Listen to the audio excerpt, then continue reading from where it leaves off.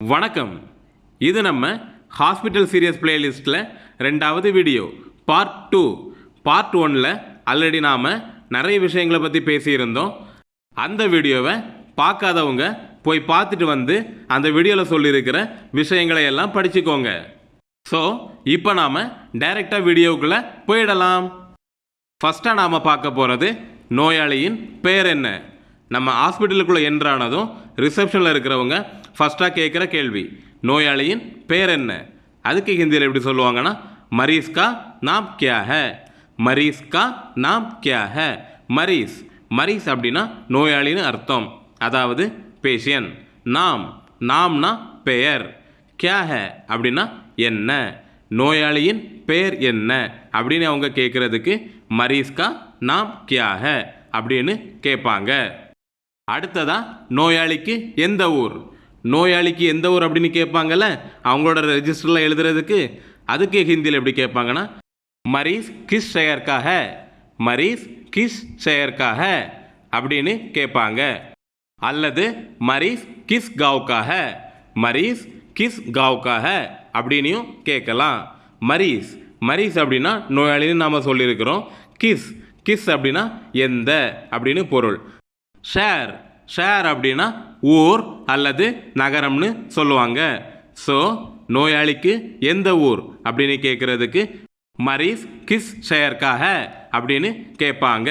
அல்லது மரீஸ் கிஸ் காவ் கா ஹே அப்படின்னு கேட்பாங்க. அடுத்ததாக நம்ம ஹாஸ்பிட்டலுக்கு அடிபட்டு போயிருக்கும்போது அவங்க எப்படி அடிபட்டுன்னு கேட்பாங்கல்ல, அதுக்கு ஹிந்தியில் எப்படி கேட்பாங்கன்னா கேசே சோட் லகா. கேசே சோட் லகா. கேசே அப்படின்னா எப்படின்னு அர்த்தம். அடிப்பட்டது அல்லது காயம் ஏற்பட்டது, அதுக்கு ஹிந்தியில் சோட் லகா.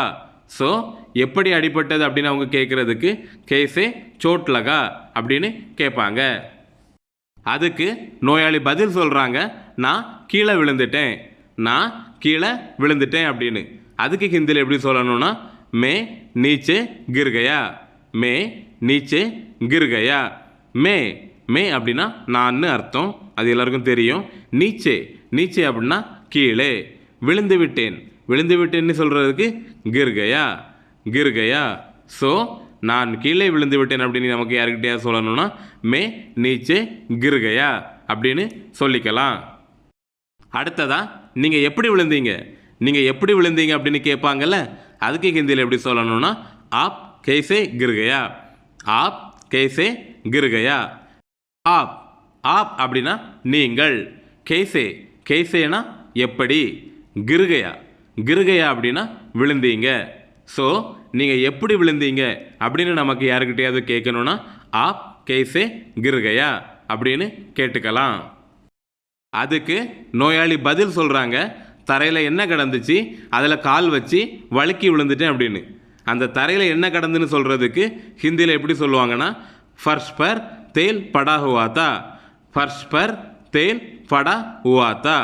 அல்லது ஃபர்ஷ்னு சொல்கிறதுக்கு பதிலாக ஜமீனும் சொல்லிக்கலாம்.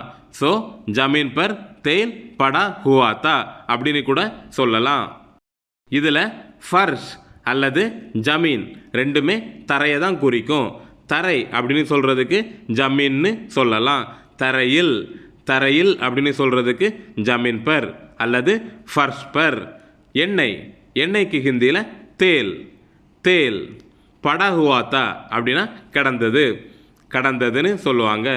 ஸோ தரையில் எண்ணெய் கடந்துச்சு அப்படின்னு நமக்கு யாருக்கிட்டையாவது சொல்லணும்னா ஃபர்ஷ் பர் தேல் படா ஹுவா தா அல்லது ஜமீன் பர் தேல் படா ஹுவா தா அப்படின்னு சொல்லலாம். அதில் கால் வைத்து வழுக்கி விழுந்து விட்டேன், அதாவது எண்ணெயில் கால் வச்சு வழுக்கி விழுந்துட்டேன் அப்படின்னு அவங்க சொல்லணும். அதுக்கு ஹிந்தியில் எப்படி சொல்லணும்னா உஸ்மே டாங் ரக்கே பிசல்கர் கிர் கயா. உஸ்மே டாங் ரக்கே பிசல்கர் கிர் கயா அப்படின்னு சொல்லலாம். உஸ்மே அப்படின்னா அதில். டாங் அப்படின்னா கால்னு அர்த்தம். ரக்கே அப்படின்னா வைத்து. ஃபிசல்கர் அப்படின்னா வழுக்கி அல்லது நழுவி ரெண்டுமே சொல்லலாம். விழுந்து விட்டேன் அப்படின்னு சொல்கிறதுக்கு ஹிந்தியில் கிர் கயா. ஸோ அதில் கால் வைத்து வழுக்கி விழுந்து விட்டேன் அப்படின்னு நமக்கு யாருக்கிட்டையா சொல்லணும்னா உஸ்மே டாங் ரக்கே ஃபிசல்கர் கிர் கயா அப்படின்னு சொல்லிக்கோங்க. அடுத்ததா வலி இருக்கிறதா, வலி இருக்கிறதா அப்படின்னு கேட்பாங்க தெரியுமா? அதுக்கு ஹிந்தியில் எப்படி கேட்கணும்னா தர்த் ஹை கியா, தர்த் ஹை கியா, தர்த். தர்த் அப்படின்னா வலின்னு அர்த்தம். இருக்கிறதா, இருக்கிறதான்னு கேட்குறதுக்கு ஹை கியா, இருக்கிறது அப்படின்னு சொல்லணும்னா ஹ, இருக்கிறதான்னு கேட்குறதுக்கு ஹை கியா அப்படின்னு கேட்கணும். ஸோ வலி இருக்கிறதா அப்படின்னு நமக்கு யாருக்கிட்டையாவது கேட்கணும்னா அல்லது அடுத்தவங்க நம்மகிட்ட கேட்கணும்னா தர்த் ஹை கியா அப்படின்னு கேட்கலாம். ஆமாம் நல்லா வலிக்குது, நல்லா வலி இருக்கிறது அப்படின்னு சொல்லுவோம்ல, அதுக்கு ஹிந்தியில் எப்படி சொல்லணும்னா பௌத் தர்த் ஹை, பௌத் தர்த் ஹை. பௌத், பௌத் அப்படின்னா நல்லா, ரொம்ப, அதிகமாக, இந்த மாதிரி சொல்லிக்கலாம். வலி இருக்கிறது, வலிக்கு சேம் தர்த்துன்னு சொல்லியிருக்கோம். இருக்கிறது லாஸ்ட் சென்டென்ஸில் பார்த்தோம்ல, இருக்கிறதுன்னு சொல்கிறதுக்கு ஹ, இருக்கிறதான்னு கேட்குறதுக்கு ஹை கியா, இருக்கிறதுனா ஹ. ஸோ நல்லா வலி இருக்கிறது அல்லது ரொம்ப வலிக்குது அப்படின்னு நமக்கு யாருக்கிட்டையா சொல்லணும்னா பௌத் தர்த் ஹை, பௌத் தர்த் ஹை அப்படின்னு சொல்லிக்கோங்க. ரத்தம் வந்ததா, ரத்தம் வந்ததா அப்படின்னு கேட்பாங்கல்ல, அதுக்கு ஹிந்தியில் எப்படி கேட்கணும்னா கூன் நிக்லா கியா, கூன் நிக்லா கியா. கூன், கூன் அப்படின்னா ரத்தம்னு அர்த்தம். நிக்லா கியா, நிக்லா அப்படின்னா வெளியே வந்தது, வெளியேறது அப்படின்னு அர்த்தம். கியா, நிக்லா கியா அப்படின்னா வெளியே வந்துச்சா இல்லை வந்ததா அப்படின்னு அர்த்தத்தில் வரும். ஸோ அவங்க நம்மக்கிட்ட ரத்தம் வந்ததா அப்படின்னு கேட்கணுன்னா கூன் நிக்லா கியா, கூன் நிக்லா கியா அப்படின்னு கேட்பாங்க. ஸோ அப்படி கேட்டாங்கன்னா நீங்கள் ரத்தம் வந்ததா அப்படின்னு கேட்குறாங்கன்னு புரிஞ்சுக்கோங்க. ரத்தம் வரவில்லை ஆனால் வலி ரொம்ப அதிகமாகவே உள்ளது.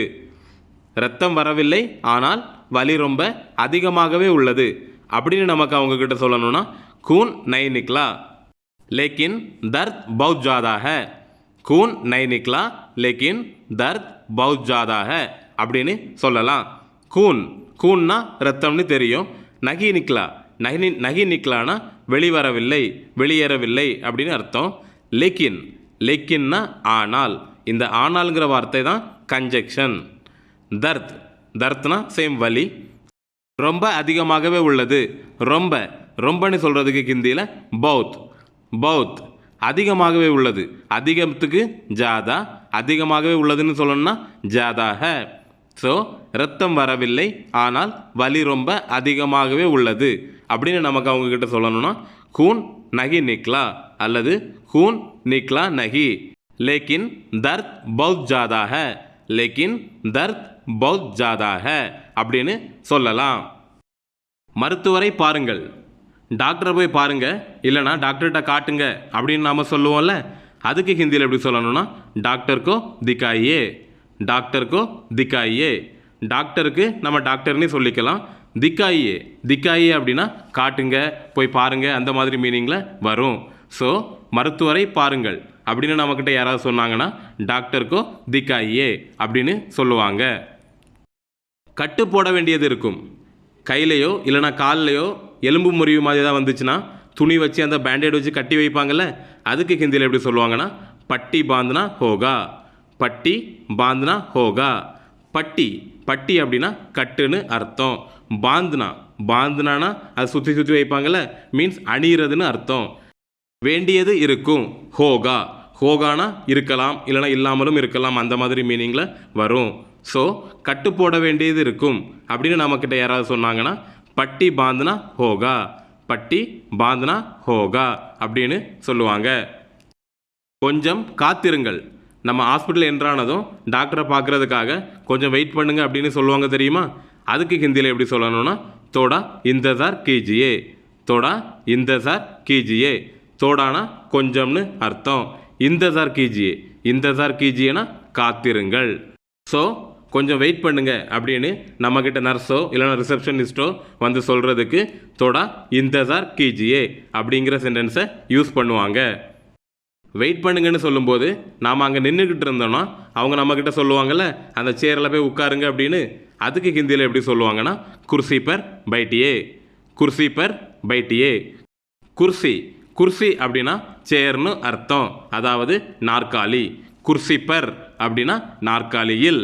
அந்த பருங்கிறது இல்லுங்கிறத குறிக்கும். பைட்டியே அப்படின்னா உட்காருங்கள், இருங்க, உட்காருங்க, ரெண்டுமே இதை பைட்டியே தான்.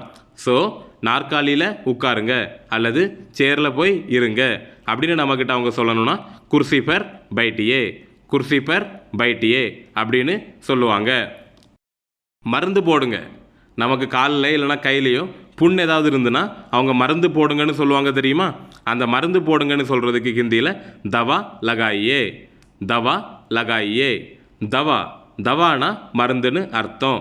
லகாயே லகாயே அப்படின்னா அப்ளை பண்ணுங்க, மீன்ஸ் போடுங்க, அந்த மீனிங்கில் வரும். ஸோ மருந்து போடுங்க அப்படின்னு நம்மக்கிட்ட அவங்க சொல்கிறதுக்கு தவாய் லகாயே, தவா லகாயே அப்படின்னு சொல்லுவாங்க. அதே போல் நாம் அவங்கக்கிட்ட மருந்து வேணும், எனக்கு மருந்து வேணும் அப்படின்னு கேட்போம்ல, அந்த மருந்து வேணும்னு கேட்குறதுக்கு ஹிந்தியில் எப்படி கேட்கணும்னா தவா சாகியே, தவா சாகியே. தவானா சேம் மருந்து தான். வேண்டும் வேண்டும் அப்படின்னு கேட்குறதுக்கு சாகியே, சாகியே. ஸோ மருந்து வேண்டும், எனக்கு மருந்து வேண்டும் அப்படின்னு நம்ம மெடிக்கலில் போய் கேட்கணுன்னா தவா சாகியே, தவா சாகியே அப்படின்னு கேட்டுக்கோங்க. அடுத்ததாக இந்த மாத்திரையை சாப்பிடுங்க, இந்த மாத்திரையை சாப்பிடுங்க அப்படின்னு நம்மக்கிட்ட அவங்க சொல்லுவாங்கல்ல, அதுக்கு ஹிந்தியில் எப்படி சொல்லுவாங்கன்னா ஏ கோலி காலிஜியே, ஏ கோலி காலிஜியே. ஏ ஏ அப்படின்னா இந்தன்னு அர்த்தம். மாத்திரைக்கு ஹிந்தியில் கோலி, கோலி. காலிஜியே, காலிஜியனா சாப்பிடுங்கள் அப்படின்னு அர்த்தம். ஸோ இந்த மாத்திரையை சாப்பிடுங்க அப்படின்னு அவங்க நம்மக்கிட்ட சொல்கிறதுக்கு ஏ கோலி காலிஜியே அப்படின்னு சொல்லி தருவாங்க.